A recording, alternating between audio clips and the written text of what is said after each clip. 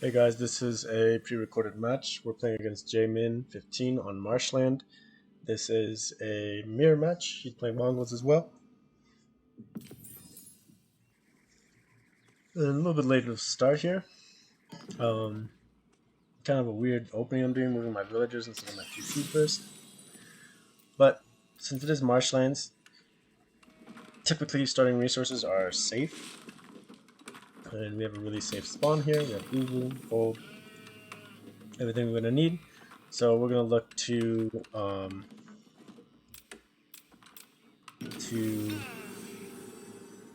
get up to fast H2, get our Keshik rush in, and trade behind this. And we're just doing our scouting pattern here. Our opponent, Jamin, has 5 on wood. He still has 5 on wood. Rallying to food. 1 villager to gold. So a little bit interesting. So this might be a barracks play, is what I would assume. But it does actually turn out that he goes for a super turtley play with Mongols, which is weird. It's something you almost never see. We go back to us. We've scouted around here. We're about to get our second villager on gold, and we're doing pretty good here. Our opponent, Jamin, has spent his wood, and he spent it on an early pasture. So he's got safe gold, safe stone, and that's one thing I kind of did forget about this map, is that you can't really get good raids in. And he's harvesting the firestone, so I guess it's not a bad idea to get the risky stone first instead of your safe stone. And he's getting a pretty good sheep haul. But yeah, it's an interesting play because he's still got 5 villagers on wood. And he hasn't dropped the military building.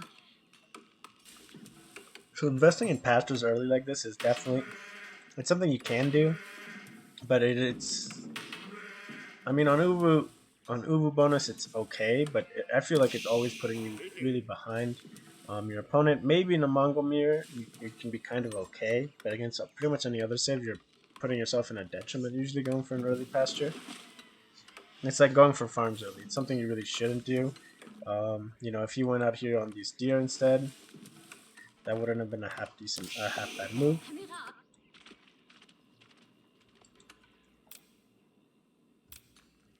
So we've all scouted about half the map, but as you can see, we've already starting to age up here, and he is not close to aging up yet. He's way off on his food count. His gold is pretty close, but that's about it. And yeah, it's an interesting kind of a thing that he does here. Us, on the other hand, over here, we've got we did mess up our macro here a little bit. I had to kind of reorganize my units here, but the idea is to get 6 on food, 3 on wood, 3 on gold, 2 villagers here on the gold, 1 villager on the food, and 1 villager on the wood. And I should be building my stable right now, but I messed up my build order, so my catch is looking a little overlaid. Over here, we run into his villagers on gold. We start aggroing them. He pulls off. I was surprised he was still kind of pulling on gold, and I hadn't seen an age up or anything, so I was kind of curious to what he was doing. But I couldn't really tell. Like, maybe he was dropping his thing over here on the front. And so I'm just going to scout around the front side of his base. I'm avoiding his TC range here.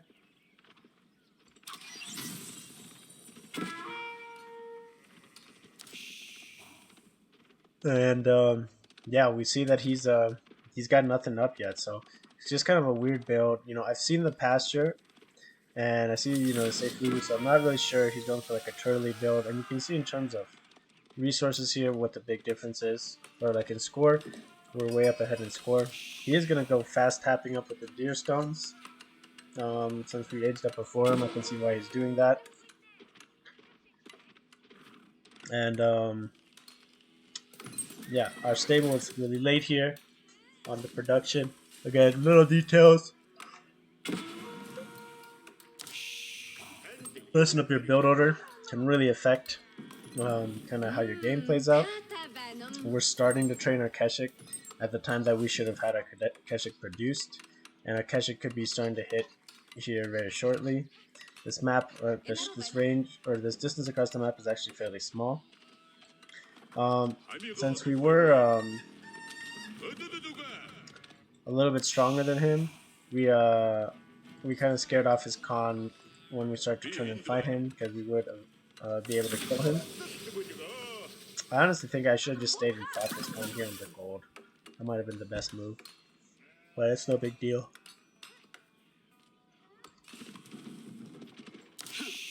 But our first Keshik are finally out. They should have been out and raiding here a minute ago. It's a little bit unfortunate that doesn't happen. He is getting his horticulture up immediately. Again, he's got a ton of sheep from picking up, but he's also produced a good amount of sheep. He's made 3 from these double pastures, and it's going to be shortly 5. So he's getting good value from these on the Uvu, but at the same time, it's not really putting yourself in a great spot to win going for this. So we're just raiding his gold, do what damage we can, get a couple of kills here, and this is hopefully going to force him to build some military. This aggression that we're doing, I probably could have just dived into his TC, but I don't know. I didn't want to throw. I was confused as to what he was doing. I don't know. I had no idea what he's doing. And this is his vision on the map, so if you compare it to our vision, it's a little bit better. Not terribly great, but a little bit better. One thing I could have done better too, I'm starting to drop this market up here. We're going to drop another market next to it as well. But something I could have definitely done better was dropping a tower here. I really need to start getting in the habit of getting a tower on my opponent's gold with this rush. It really can change the pace of the game significantly to be able to get a tower up, right here or over here. So yeah, something I could work on. And we're checking out his other gold, but he's not on it. And somehow he's got more villagers than us, even though we killed one.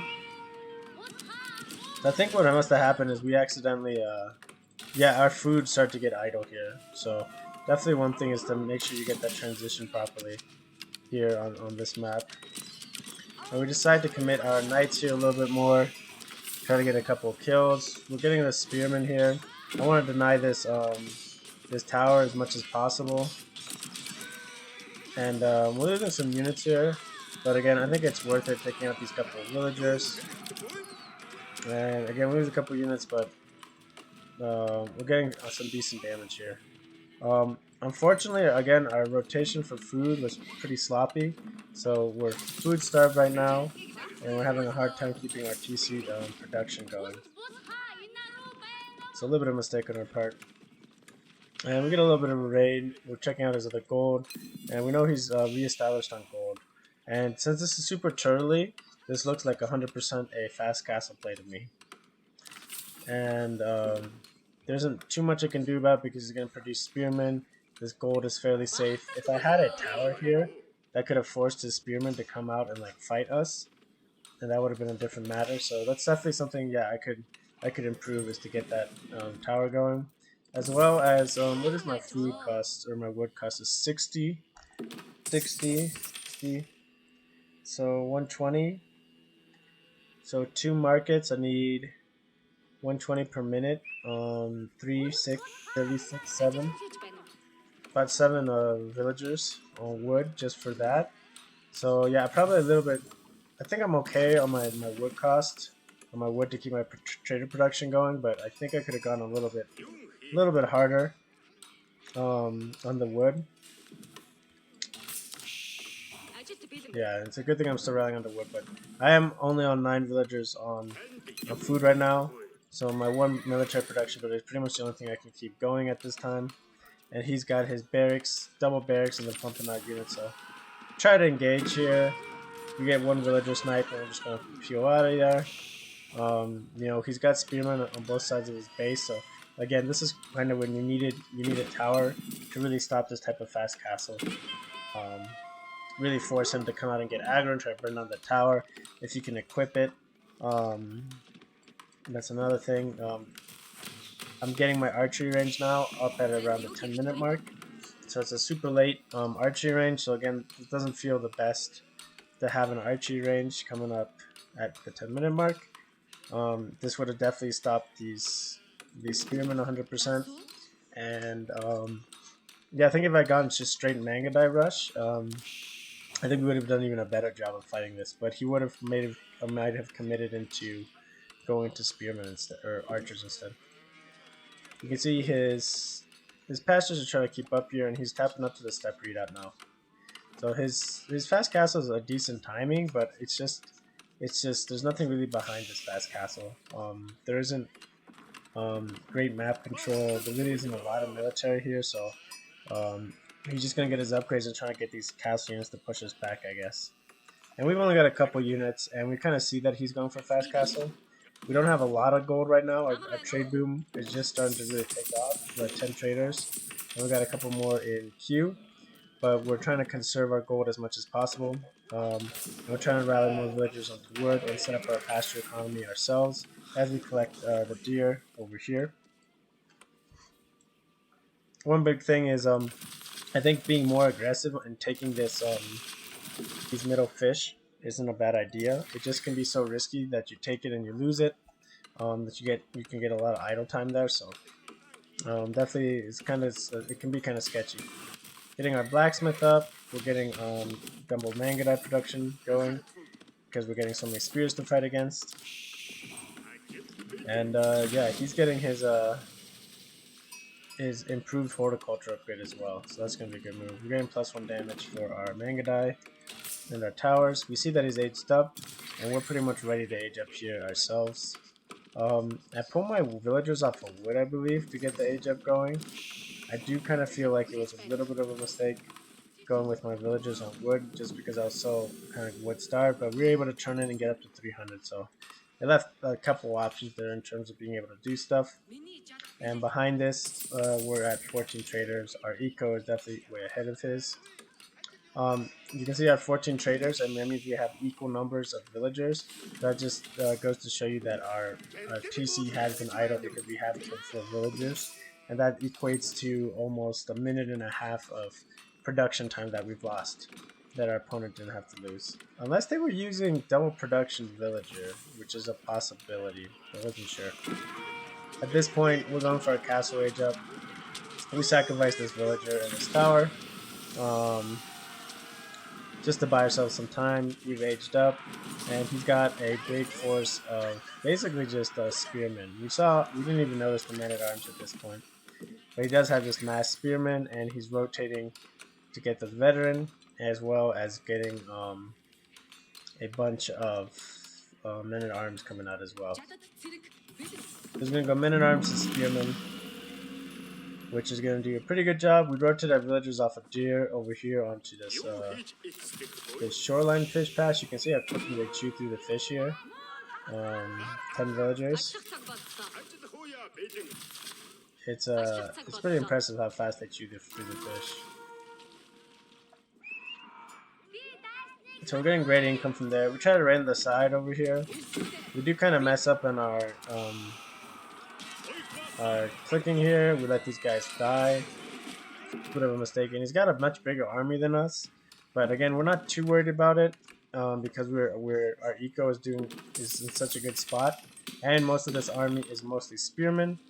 So we know we can fight this army. If we look at our vision right now, we can see his army. We're gonna pull these villagers, and we're gonna send them north to the core and those deer over there, and we're just gonna harass and get as much damage as we can. Spearmen, these are all infantry, so this army should it's basically impossible for this army to kill us as long as we just micro properly and make sure we kite. Just try to catch us with speed, but we're able to counter that, and we also have Yam or us almost intersecting us there. Behind this, we are building a bunch of Mangadai, but you can tell that we only have 2 ranges, so we're starting to drop a whole bunch more infrastructure up at this point. Behind this, he's still on double barracks. He's going for double stables now. and he's getting his veteran Keshik upgrade. He's got a lot of villagers on gold here, so he's getting good income from that step readout. So it's a good move to boost your gold income. It really just makes, you know, his population is 48 and makes it jump up those 14 become 21. So it'd be like he has like 50 something, which is good, but at the same time, it's not actually competing with my trade. As you can see, he's up to like 1,000, 900, and you know, our trade's a little bit more consistent, I'd say, a little bit higher, and it's also generating us a little bit of food and wood at the same time here as well. So we're just microing here. We're just chewing up his army a little bit. We've equalized the armies now. Even though in army value we're actually over twice the cost here. So we're able to really shut this down, and we have a lot of infrastructure up now. One big thing or mistake we do is we don't drop another stable. It takes us a little bit too long to drop a stable, especially since we start to see a really big amount of men at arms. Stables definitely should have started taking a priority. Even though he hasn't built a range, technically you could just go mass Mangadai against this. But yeah, here 16-minute mark and we're up to 20 traders. So our trade is going really good. Food is going pretty decent. And so is our wood. Again, but you can see one big difference, or one big issue we're having with the food is that it's a little bit low right now. It says 16, but it's really 27. They're transitioning over here. We're up to 28 on food. He's got 33 on food. And he's only got 2 on gold. Which is kind of weird. Dropping a market. He pulled some on the food there. He must have been suffering for food. It looks like he's going for a fast imp is what he's doing. And it was definitely a weird play. I was not expecting this. When I saw that he pulled villagers off of gold, that meant that he was either happy with the amount of gold he had, or he was setting up for another gold node, and I wasn't entirely sure. So I was going to go scout around his base, and I see that he's pulled villagers onto here. He's got a market, and he's got a couple of towers going up. So this was definitely a weird kind of moment, because I wasn't really sure what his plan here was. Like to drop these towers on berries and stuff, but I guess it's just extra vision. And then I see the white stupa, and I'm not anywhere near for aging up. But for him to get this kind of pressure and go for an age up, I felt was like definitely the wrong move. He definitely should have tried stabilizing his army. So at this point, I think the match is definitely just GG. You got a huge eco difference, and just spending your resources on to imp age. So you're just trying to get like improved units and be able to fight these battles, basically, and win them. Is the idea with the white stupa. But behind this, we have troops rallying across. We're building more infrastructure now. And yeah, we're just hitting, you know, we know that these berries, these rotated villagers off of these early pastures. Again, you can see like he invested in these early pastures, but they ran out. And he's actually had to invest in other things. And in the meantime, like these pastures have just kind of run out. We're trying to single out villagers over here. We've gotten a lot of villager kills at this point. And yeah, this match is pretty much GG at this point. We could just sit back and turtle a little bit and get some more raids in and cycle it.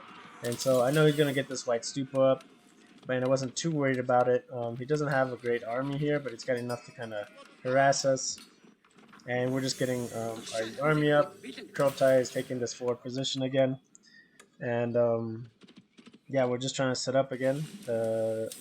Taking some more pushes, some more raids in. So we're rotating into more stables. We've gone up to 5 now. And he's reached imp, and we kind of knew that was happening. So I'm not too worried about it. We're up to 30 traders on our market, and we got some more traders in queue.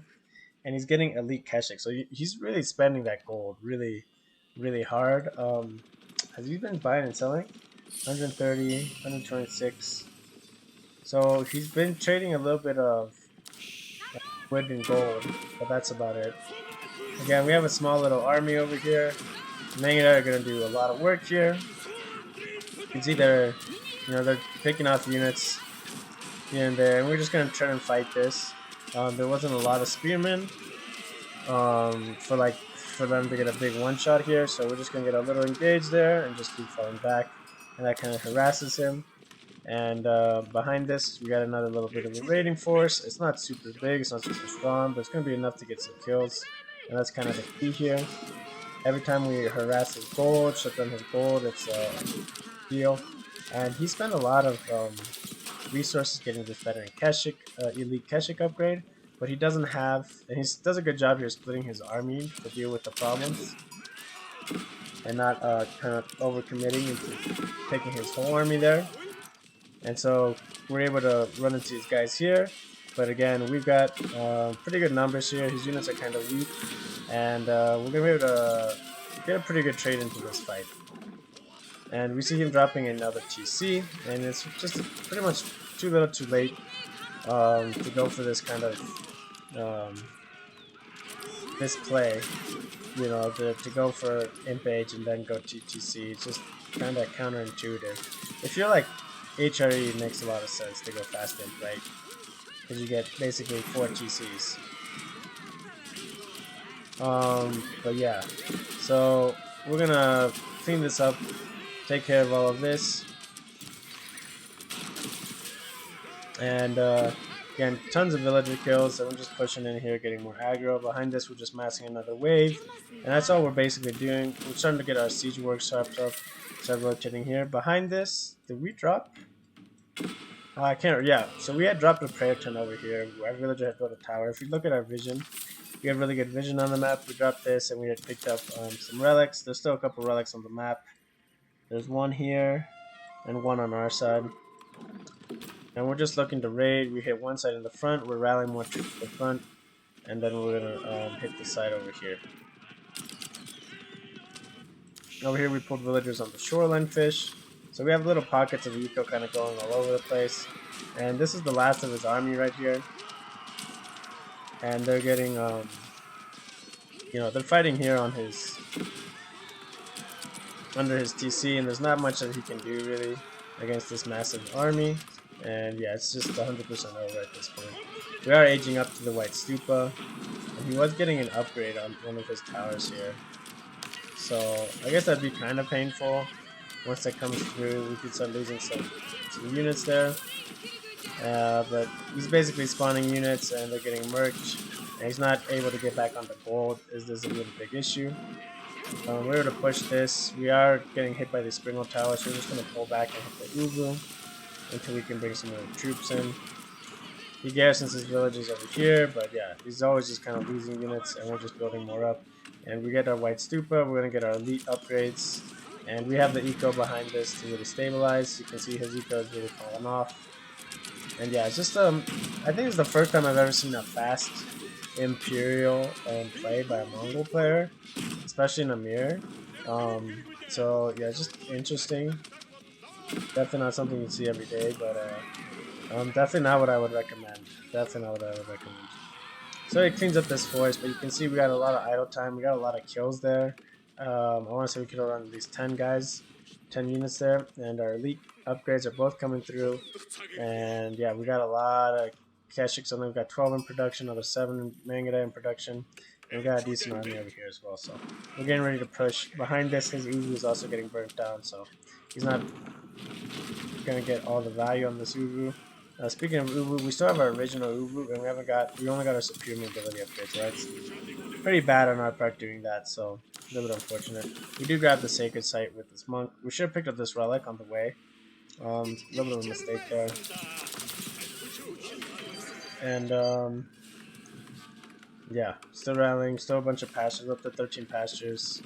And even though he started with early pastures, he's only got 6 pastures. So you can tell that, like, taking those little cuts and stuff to get to fast stamp, sure, you get there faster, but and you got great units a little bit earlier, but it's hard to really stabilize yourself after that. Interesting how he repositions his town center here. Kind of an interesting kind of a style. And we're coming around the side of the map here. We kind of want to find where his units are at, where his villagers are at, and you can see we're just massing up for a big push here. We just kind of want it to end at this point. I felt like it was over, and you know, we were just sending waves after waves. It's just kind of broken up units. We probably could have kept doing that. I think if we had a little bit more stables in production, we could have kept doing that, but So we push in now. It's a really big army, 18 Keshiks. Army value wise, we're more than double, almost triple the cost. We are getting chewed up by these cannon towers. A little bit of a mistake on my part not pulling like 6 of these guys to go hit this cannon tower immediately. But we do have a ram. And I think he also has noticed the ram, and that's going to be kind of a big deal in stopping. And I think he's realized that it was pretty much GG at this point. So good game to opponent. It was just definitely an interesting match. Not your typical match for sure. Um, yeah, definitely interesting. Marshlands, I think one big takeaway from Marshlands is making sure you transition properly your villagers, and then taking that early map control that we get with the Keshik opening to take advantage of that early map control and start gathering villagers on that fish, because your villagers just vacuum up the food there. So I think that's one big thing I think we could definitely get better at is after taking that mid map control is taking some villagers up there and taking advantage of that resource production as soon as possible. So that's it for this one, guys. Thanks for watching, and I'll see you on the next one.